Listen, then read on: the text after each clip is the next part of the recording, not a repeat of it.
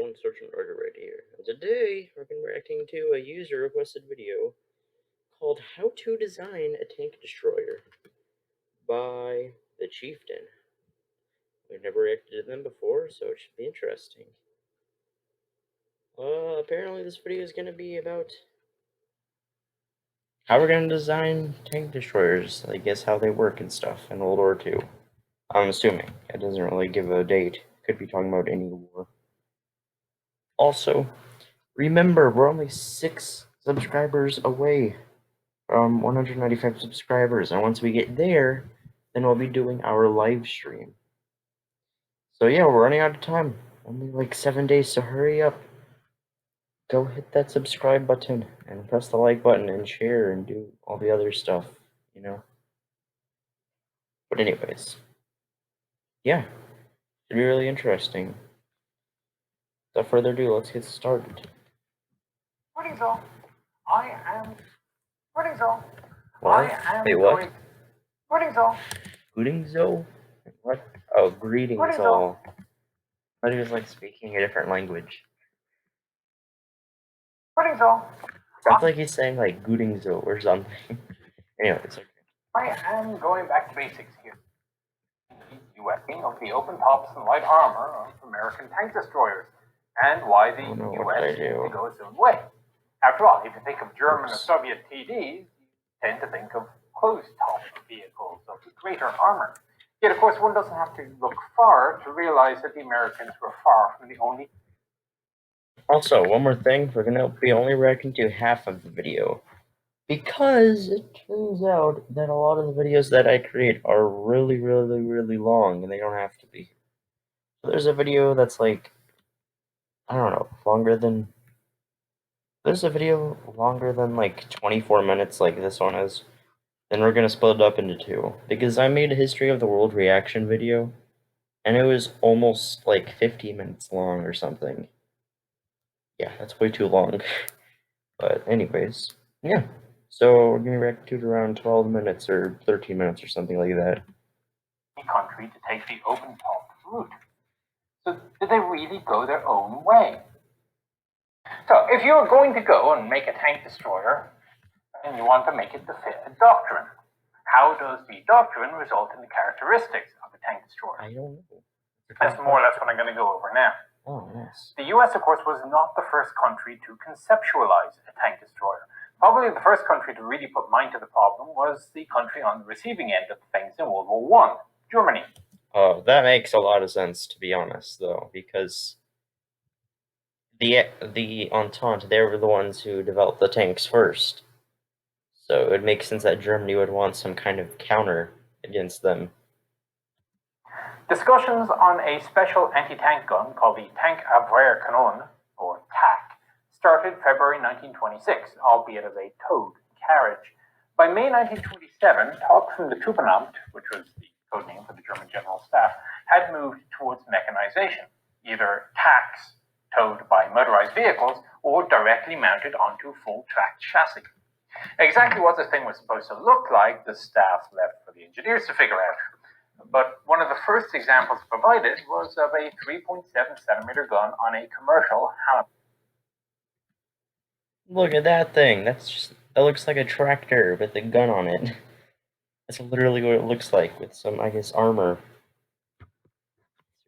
It looks kind of cool though in a way, but it also looks kind of weird. I don't know.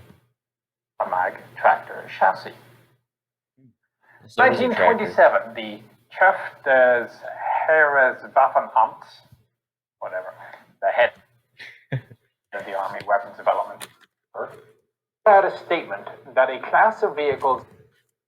It sounds like me whenever I'm trying to pronounce those like really long French names in the Napoleon videos. Named Tank Zerstorer, loosely translated as tank destroyers, were the most effective weapons against tanks. Oh yes. Tank destroyer means tank destroyer. Yes, very important. These self-propelled guns should be of lowest possible height and maximum possible speed. It was envisioned as a defensive weapon against enemy tank attack. Yeah, I guess that would make sense though. Like, you would want to speed away from the hits, and also you would want to get behind the tanks or wherever they're most vulnerable and shoot there. So I guess I see why. That sounds like a good idea. Yes. Though at the time, the nimbleness was more for the sake of the tactical application against the enemy's tanks' sides or rear. Though I have to say, given the nature of the tanks as existed at the time, that may not necessarily have been required. That said, the suggestion that a wheel-cum track may be a suitable alternative to a full track, combined with the thought that a 12-gun battery per division would suffice, seems to imply that the thinking was that they would be a bit more reactionary. Now, this is merely interpretation on my part, made with later knowledge, though, to be clear. Also, and this is a bit of a preview of events that were going to happen about a dozen years later, the chief stated that traditional horse-drawn anti-tank guns wouldn't work because they either wouldn't be where they were needed or they would be so spread out that they would be overwhelmed by a concentrated attack. Ranges of up to 2 kilometers were expected. Now, this, by the way, is coming from Panzer tracks, if you're curious. Development then started moving towards vehicles capable of mounting either an artillery piece as a self-propelled gun or a 3.7 pack gun. A few prototypes were built, including the light tractor. Look at that thing. They're just calling everything a tractor. Which was a small enough vehicle that it could mount only the anti-tank gun. Oh. It could, however, tootle along at 30 kilometers an hour, which, compared to tanks of the era, wasn't really bad. So, there it sat for a while until late 1934, when 2 more programs were started to create Panzerjäger, which were faster and more maneuverable than tanks. Yeah, I keep hearing the word Jaeger in like a lot of these German army names. Seriously, what does that mean? Do any of y'all know what that means? Like, seriously, I hear it so much. So I'm now going to go into a long description of requirements quoted from the Army's chief, who used the term offensive tank defense, which you will see again later. Offensive tank defense? What? What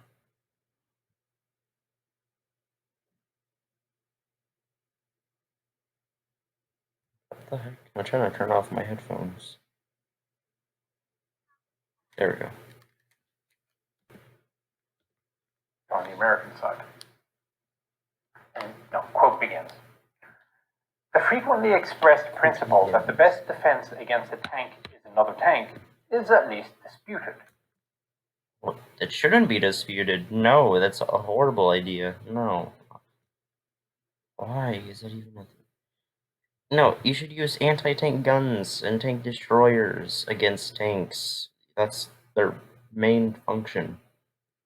Because take a look at World War II. The anti-tank guns did a ton of damage against, especially the British tanks in North Africa. The Germans, they had these 88 millimeters, and they just completely tore apart the British. That's why North Africa wasn't taken over by the Allies until 1942, when America decided to help in North Africa because of those 88s.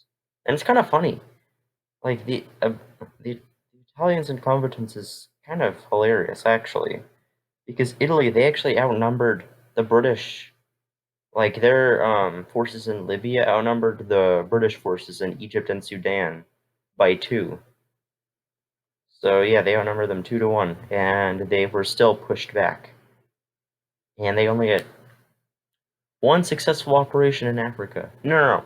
1 successful operation in the entire war, which was taking over British Somaliland, which they only held for like a year or so. So that's cool. And then the rest of the Ethiopia got taken over, and this at that same time period. But yeah, it's just kind of hilarious how incompetent Italy was. But those 88s, they really helped them. Seriously, they would have been finished a long time ago if it wasn't for them. Bomber aircraft are not employed against heavy bomber aircraft, and ignore that thing from North Africa. Instead, Say what thing from North Africa?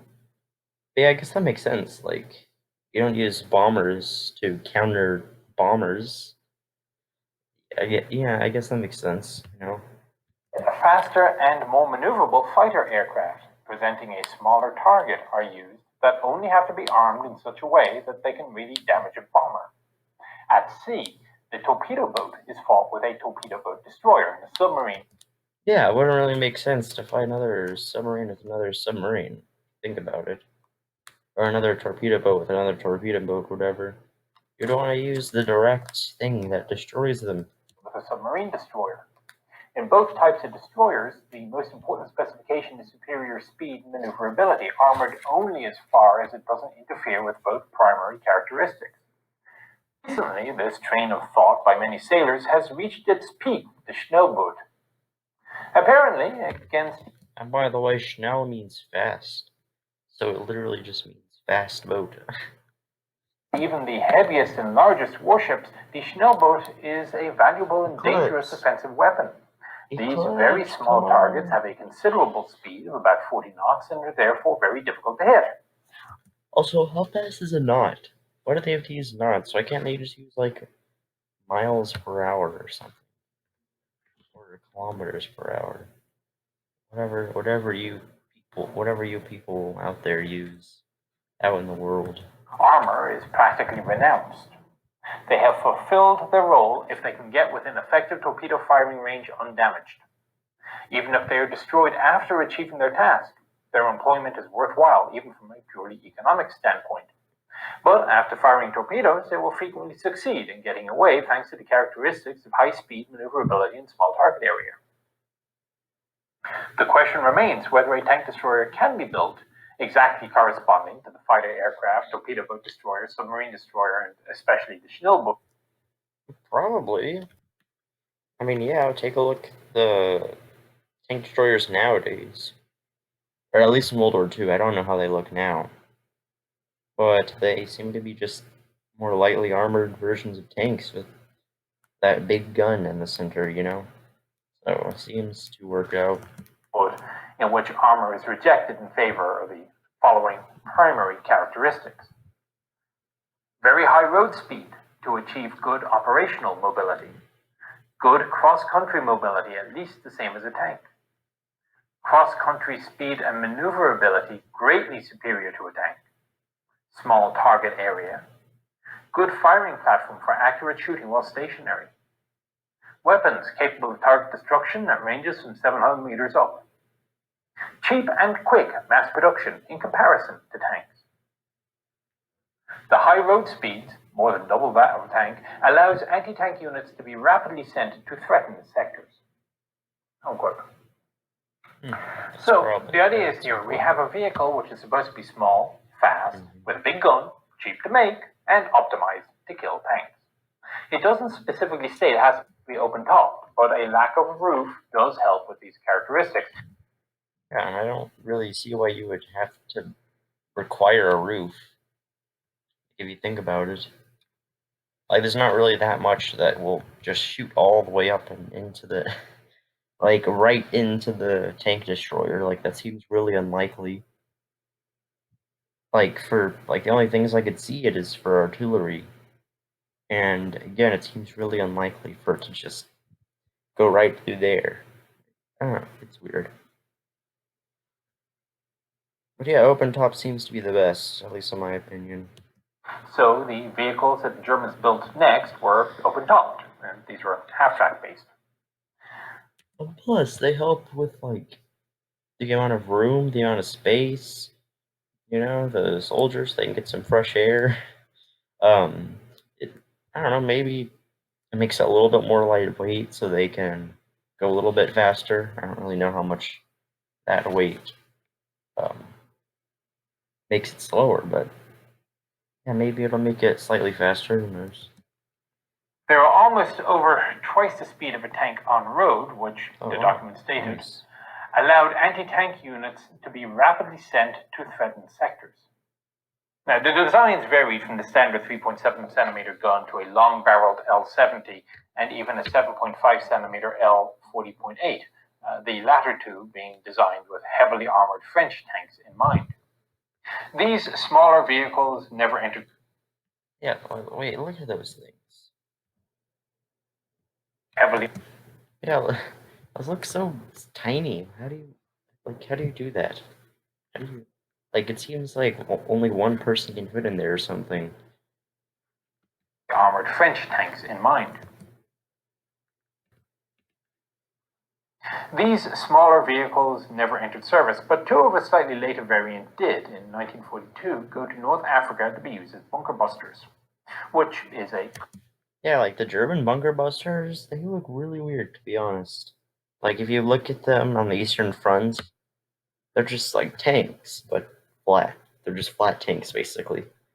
I don't know, they just look funny to me. Common theme. A number of German vehicles we consider to be tank destroyers were in fact designed to be bunker busters. Really? That's Thus is the case for the 8.8 on the 12-ton half-track. As a result, there was little emphasis on tactical or operational speed. The open nature of this vehicle was simply more reflection of the weapon. Meanwhile, over on the other side of the Atlantic, the Americans are taking their own look at the problem. A basic anti-tank doctrine issued 1936 was trialed in 1937 during field exercises by 2nd Division. The director of the exercise and the chief of staff of 2nd Division at the time was a Brigadier General Leslie McNair. You may have heard of him. The major conclusion was that the division needed to be reformed to be triangular, but for anti-tank purposes, not only would each regiment have their own anti-tank company, but the division would have a mobile battalion equipped with its own recon units which could react to enemy threats. The anti-mechanized defense would be in depth. No, they didn't have the equipment to do it yet, not even towed 37 guns, but they had the general idea. The guns would eventually follow. The US and Germans, though, seem to be the only group really following this line of thinking. The French were absolutely wedded to the towed anti-tank gun, believing it to be the master of the tank attack like the machine gun proved to be against the infantrymen in the Great War. They basically threw all their defenses to hold the line. The question of what to do if the line failed was generally addressed in terms of a conventional unit countermove, not one oriented to deal specifically with armored formations. The background to that generally relates to the French thought on tanks operating without infantry and the ability of the, granted very impressive, French artillery to strip the enemy tanks of their infantry accompaniment. You can have a dig into it. There's an article in the Military Review of May 1976. It's freely available online. Go ahead and check that out. The Poles were more willing to consider the concept of a tank fighting vehicle, but didn't really have the resources to throw at the problem, certainly not at depth level. Steve Zalog has done a little bit of writing on that. It's also available online. It would not be until early 1940 that the Germans would return their attentions directly to the Kampfwagenabwehr problem, as they called it at that point. What? The first of what we made today. The what? What is that? Considered to be true. On. Closed captions. Called it at that. Their attentions directly to the Kampfwagenabwehr. Kampfwagen. What? So I guess that means battle tank, like fighting battle tank, something like that. I don't know. Problem, as they called it at that point. The first of what we made today, considered to be true tank destroyers in the American World War II context, was the Panzerjäger 1. The operational requirement was, in effect, to stop French tank attacks by heavily armored beasties such as the Char B1. If you look at their instructional manual, it states that these Schnelle Panzerjäger are unique in their continual readiness to fire, high cross-country mobility, and armor protection. They are therefore qualified to combat enemy tanks by attacking. Now, one may wonder about this description, but compared to the standard towed anti-tank gun, it was still better in all three respects. Now, here's an important line from the manual. Unhindered observation with an open top allows early recognition and engagement of enemy tanks. Oh yeah, that's true. I forgot to mention that. That's another advantage. Which have limited vision. This is the old... Yeah, you can see them coming. You can move faster than the tanks. You know, like it. Yeah, that's even. Yeah, tank destroyers seem really good, especially open top ones. See first, shoot first, hit first thing. Basis of issue was to be 1 battalion per division. usually Panzer Division, but one battalion. 1 battalion per division, that's small. Because, like, I think in infantry divisions, like, originally, infantry divisions at the beginning were, like, 9 battalions, just put that into perspective. And then they got shortened down to, like, 6 or something later on. Still, what the heck? Wait a minute. What's a battalion again? Is it, like, a group of 3 smaller things? Or okay, whatever, I'm overthinking it. Y'all can look it up. I don't remember that. I'm pretty sure. Okay, I'm talking way too much. Battalion per division. It was expected that the unit would be employed by company, but the manual does say that employment by battalion would be useful in many situations. If you look at the tactics, when the Panzer Division is on the defense, or whatever division they're attached to, the Panzerjägers are held in reserve and will not be sent into action until the direction of the enemy tank attack is identified. The task is to destroy the enemy tanks which have penetrated into the battlefield. When the unit is on the offense, it has the primary task of securing the flanks in front against enemy tank attack. The manual always talks about how the Panzerjägers engage attacking enemy tanks. It says very little about enemy tanks which are not attacking, even when they're directly supporting an attacking Panzer brigade. As a secondary function, they can engage anti-tank guns and fortifications. So if you see my US tank destroyer video, this is all going to be very familiar to you. Just most of the above was originally written in German, not in English, in what would become FM 18-5. What? A month after the what is become FM 18-5? Well, what is FM 18-5? A month Oh, wait a minute. No. So if you see my US tank destroyer video, this is all going to be very familiar to you. Just most of the above was originally written in German, not in English, in what would become FM 18-5. Like a radio station? What? A month after the Panzerjäger manual was published, as I just quoted, you then have the oh crap moment of the fall of France, when it was discovered that things like a doctrine of having an anti-tank gun for every 100 meters of frontage, such as the French had, was not going to be enough. Yeah. Okay. The British suddenly aren't in a position to be able to come up with novel concepts. They're just being stretched to build whatever they already had approved. The Americans, though, have the opportunity to chew upon this. And that's the thing that I really don't get about Germany. They cannot afford to make all these Wunderwaffen or super weapons or wonder weapons that they built, like the Maus or the jets. You know, they actually invented the jets, the Germans, which is interesting. Or building rockets that literally went to space. Yeah, the V2 rocket could literally penetrate the atmosphere and go into space. It's crazy. And they use them against Britain. So why they use their precious resources that they're running out of on stupid stuff like that? They're losing a war. They didn't have resources. They couldn't spend that time to do that. But apparently they did anyway. I don't know why. But I don't know. And then they decided to have tanks. They're like elite tanks versus, or just tanks in general, I guess, against the enemy tanks instead of using tank destroyers or anti-tank guns. It's ridiculous. What that like?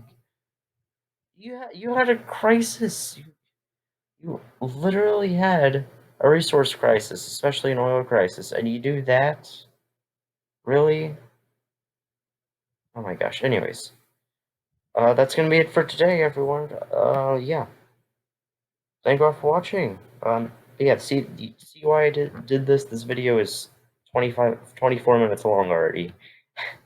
The video would have been 50 minutes long if I would have finished this whole thing. Just think about that. Or 48 minutes long, whatever. So yeah, that's the reason why I have decided to make that change. Thank you all for watching, everyone, and goodbye. Hello, everyone. If you enjoyed this video, make sure to like it and subscribe to my channel, and turn on the notification bell thingy. And if you didn't, then make sure to leave a thumbs down. Oh yeah, that would be greatly appreciated.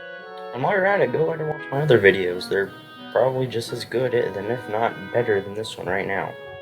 Except for my oldest videos, don't watch those. And, subscribe to these people down here, my fellow sergeants. They're other YouTubers that I either know or I have in high regards. Yeah, even my cat agrees. So, thank you for watching, and have a great day.